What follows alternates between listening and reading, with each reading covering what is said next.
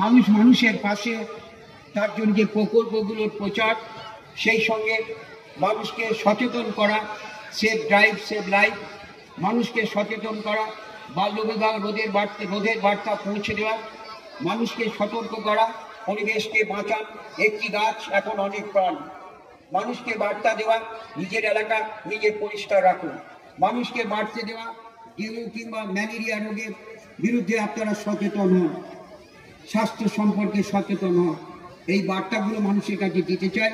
আমি করজোড়ে আবেদন করছি জেলা শাসক মহাশয়ের কাছে, এসপি সাহেব কাছে, মহকুমা শাসকের কাছে, বিডিও সাহেবের কাছে, এই কাজগুলো করবার জন্য এদের উৎসাহিত যদি ব্যবস্থা করেন আমি কৃতার্থ হব। আমি মনে করবো এলাকার মানুষ ভালো থাকবে। কিন্তু এই 82টাকে টার্গেট করবো, তার কারণ থানায় করেছে। এই বলে পাশেই নবদ্বীপের রাস, ঐতিহাসিক স্থান নবদ্বীপ, শ্রীমান মহাপ্রভু জন্মস্থান। নবদ্বীপের এই স্থান বড় পবিত্র মাটি, কিন্তু এই নবদ্বীপের পাশে যে মাটি, এই মাটিও বড় পবিত্র, এ মাটিও বড় পুণ্যভূমি। তাই তো লাখো লাখো মানুষ প্রতি বছর নবদ্বীপ পরিক্রমায় আমাদের এলাকা দিয়ে হেঁটে যায়, মহাপ্রভুর স্থান তারা দর্শন করে। নিজের এলাকার মাহাত্ম্যকে বোঝার চেষ্টা করি। নিজের যে ব্লক, নিজের যে জায়গা, এই জায়গায় কোন জায়গায় শ্রীমান মহাপ্রভুর পদগুলি পড়েনি আমায় বলতে পারেন?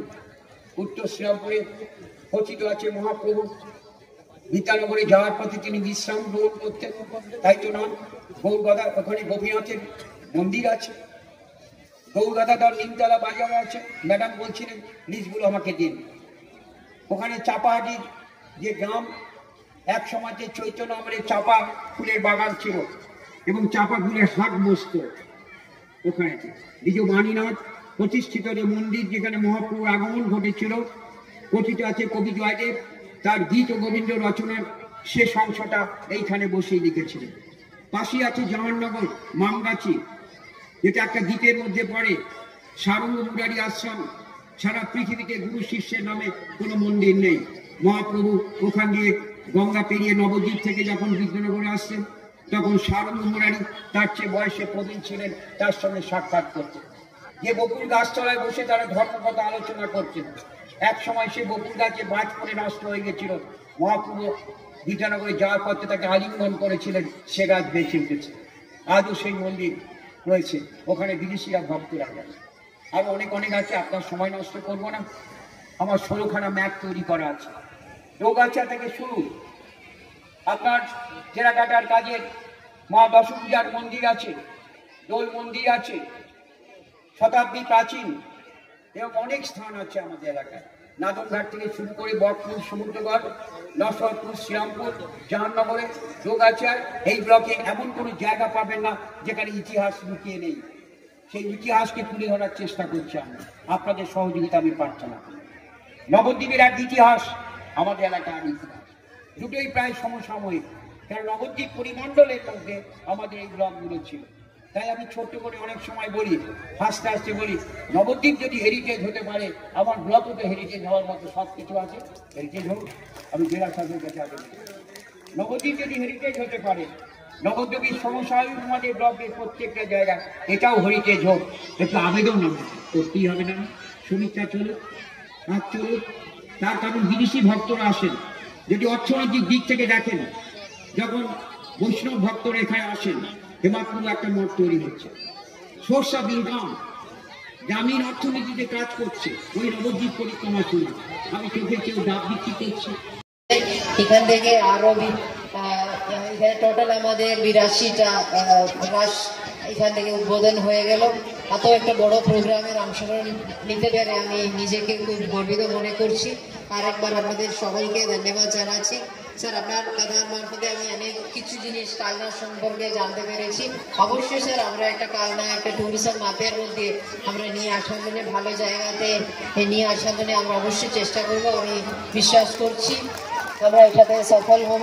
কারণ এত বড় একটা ইতিহাস আমাদের পিছনে আছে, যখন এত বড় একটা হিস্ট্রি আছে, এত পুরনো হিস্ট্রি রয়েছে এখানে, এই ইতিহাসকে আমরা সামনে নিয়ে গিয়ে আমাদের নতুন প্রজন্মের কাছে আমরা তুলে ধরতে পারবো। আমরা সকলে মিলিয়ে চেষ্টা করবো। স্যার, আপনি সময় দিলে একদিন আমি এসে কয়েকটা জায়গাগুলো ভিজিট করে কিভাবে জায়গাগুলো আমরা ডেভেলপ করবো, কিভাবে আমাদের একটা রিলিজিয়াস ট্যুরিজম সার্কিটের মধ্যে আমরা কালনার যে জায়গাগুলো রয়েছে আমরা নিয়ে আসার জন্য আমরা অবশ্যই চেষ্টা করব। আমি আমার বক্তব্য দীর্ঘায়িত করছি না, আপনাদের সকলকে মঞ্চে উপস্থিত এমআইসি শ্রী স্বপন দেবনাথ মহাশয়, ডিএম পূর্ব বর্ধমান। অপরিচিত বা নতুন এরকম ব্যাপারটা নয়।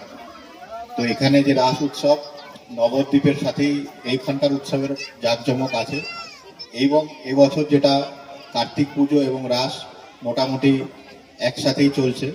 তো সেই হিসাবে আমাদের পূর্ব বর্ধমান জেলা পুলিশের তরফ থেকে অ্যারেঞ্জমেন্ট থাকছে। আমরা অনেক ফোর্স অফিসার্স বাইরে থেকে পেয়েছি, যার ফলে আমাদের খুব ডিটেল এখানে পুলিশের কভারেজ থাকবে। অলরেডি আইসি নাদমঘাট 82টা কমিটির সাথে কোঅর্ডিনেশন মিটিং করে ফেলেছেন, এবং আমি যেটুকুনি ফিডব্যাক পেয়েছি কেন্দ্রীয় কমিটির কাছ থেকেও ফিডব্যাক যেটা পেয়েছি যে খুব সুন্দর কোঅর্ডিনেশন হয়েছে, এবং রাস উৎসব যেটা আছে সেটা খুব ভালোভাবেই হবে, এটাই আমার আশা। পুলিশের তরফ থেকে যা যা বন্দোবস্ত নেওয়ার সেটা যেরকম নেওয়া হবে। কিছুদিন আগে এখানে যখন মর্মান্তিক দুর্ঘটনা ঘটেছে সেটা আমাদের এমআই সাহেব বললেন, তো সেটা কথা বলে আমরা বলছি STKK রোডের জন্য এখন আলাদাভাবে আমাদের ডিএসপি সাহেব নজর রাখছে।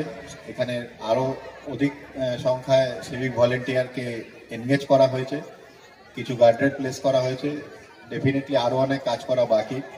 এই মঞ্চ থেকে আমার রিকোয়েস্ট থাকবে মিনিস্টার স্যারের কাছে, ডিএম ম্যাডামের কাছে, হেমায়তপুর মোড় যেটা আমাদের নবদ্বীপ থেকেও যারা ঢুকছেন জেলায়, এটা ঢোকার একটা এন্ট্রি পয়েন্ট খুব গুরুত্বপূর্ণ, সেইখানে আমাদের একটা ডেডিকেটেড ট্রাফিকের উপস্থিতির দরকার, এবং তার জন্য কিছু বেসিক ইনফ্রাস্ট্রাকচার সেট আপ করার দরকার আছে। তো আমি আশা করব এই জিনিস কাজটা আমরা খুব তাড়াতাড়ির মধ্যে শুরু করতে পারবো। সেটা হলে আমার মনে হয় এখানকার একটা উপকারী হবে। আর বাকি যা থাকছে উৎসবের দিনগুলোতে আপনারা সবাই নিয়ম মেনে উৎসব পালন করুন। পুলিশ প্রশাসন থাকবে, আমরা ডিউটিতে থাকবো। আপনাদের উৎসব আমাদেরও উৎসব, আমরা যেখানে ডিউটি করি সেটাই আমরা উৎসব, এটা আমি বারবার বলি। তো একসাথে মিলে আমরা যেমন উৎসবের দিনগুলো করবো, সেমনি সমস্ত নিয়মগুলোও মেনে চলবো, ট্রাফিকের নিয়ম মেনে চলবো, সাথে সাথে সাইবার সুরক্ষার দিকটা আমরা মাথায় রাখবো। এবং কোনো রকম অসুবিধা নাদনঘাট থানা, কালনা পুলিশ প্রশাসন এবং সর্বান জেলার পুলিশ প্রশাসন কিন্তু আপনাদের সাথে আছে, এটুকু বলে